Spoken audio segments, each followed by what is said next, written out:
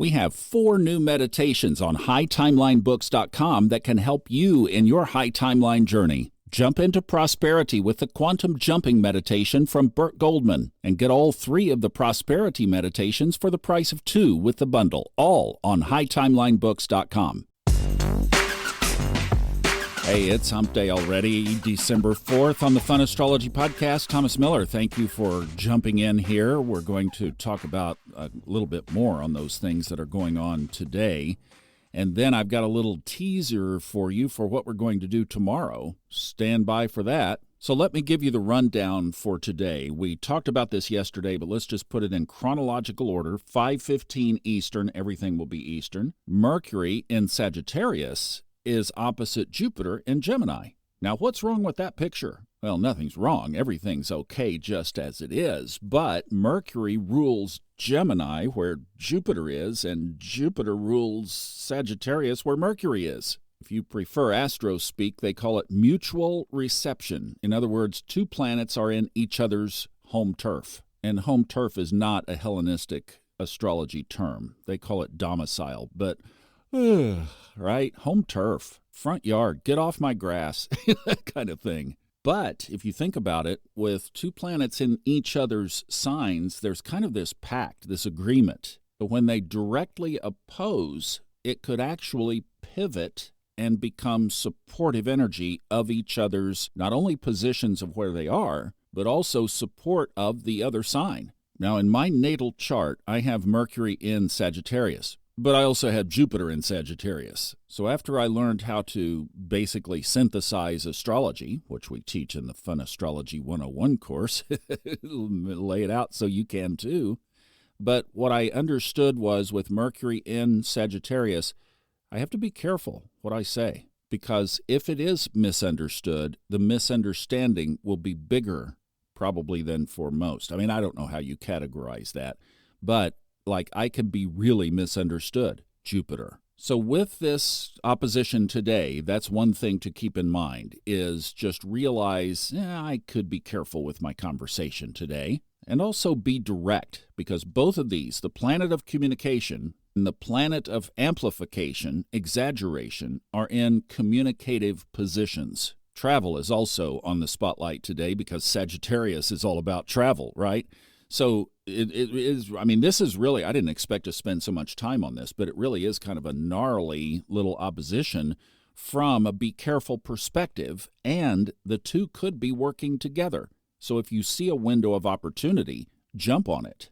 But for the rest of this week, I mean, like if you could defer an email, for example, it's like if there's no time deadline, why not? Just push it off until you really need to send it. If there's harsh communication brewing, realize that silence is golden. I'm infatuated with this, of course, because it's so personal. All right, continuing in the timeline of today, 11:18 is that big Sun square Saturn that we talked about yesterday. But I've just got to say, I mean, with that one, and we've been in this space. I mean, look at what's already happened kind of in the news, and I haven't really kept up with it since I got back home. My roller skates have been on.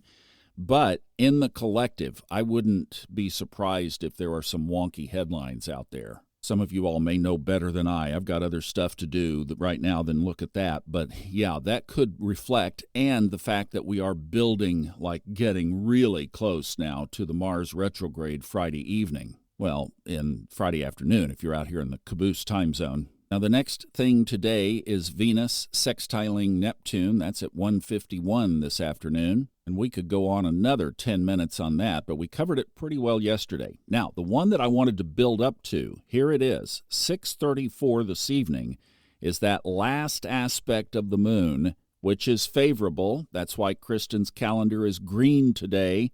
The moon, right at that moment, crosses over Venus. And right then, boom, goes void of course, until 11:20 when it goes into Aquarius.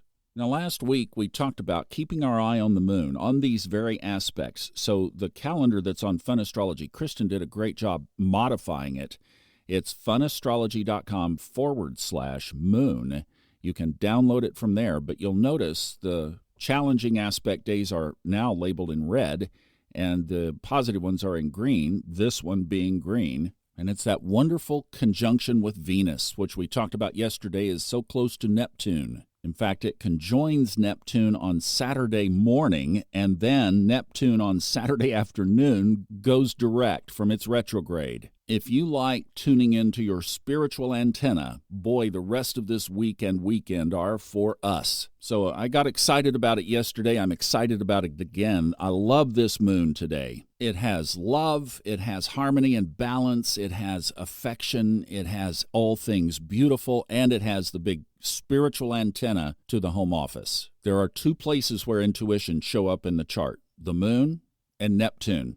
We've got the whole package right here. So, if you are in angst about what's going on in the world, tune in to your higher self. Let God speak. Let the higher source give you some comfort and direction. And remember, Jesus said, ask and you shall receive. So just ask. Now, before we jump out, I want to give you a little tease of what we're going to do tomorrow. Jenny Geyer is going to be back to talk about Mars retrograde on Friday. Mars turning retrograde in Leo shows us that not all triumphs end in ticker tape parades and champagne. In fact, for many of us, our deepest and most difficult challenges are the ones we endure quietly and internally that no one ever sees but us. Ooh, this is going to be a great angle on Mars retrograde. Then I'll give you some more on Friday. We're going to cover it like a blanket. So I hope you have a great hump day. A lot going on in the sky this week. It's some cool energy, little subtleties that I like to really pick out and play with throughout the day. I hope you enjoy it. I'll see you back tomorrow to introduce Jenny and then back again to set up Mars retrograde more and the weekend on Friday.